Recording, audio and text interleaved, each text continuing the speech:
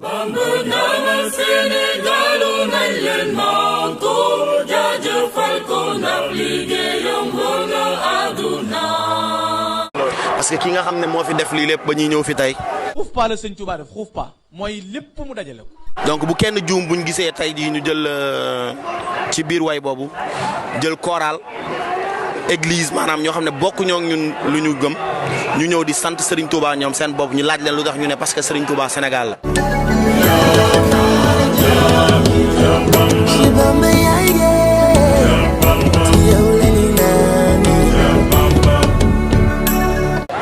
ba tey kii mën na ko illustrer muy kii Nicole la tudd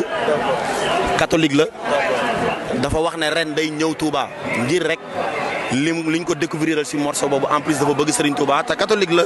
wàññiwu ko dara donc mu ngi nii nekk koo xamante ni depuis boobu ba léegi mu ngi fi depuis 3 jours moo fi jiitu déjà donc mu nekk loo xam ne bi ñu ko defee ba pare boo xoolee ci YouTube ñi ko gën a commenté mooy chrétien yi. poussière xuufi lu paa bi leen jaaxal ndax xabatu rabbi wa rasula wal kitab mustaghniyan anil xisaab bi sawab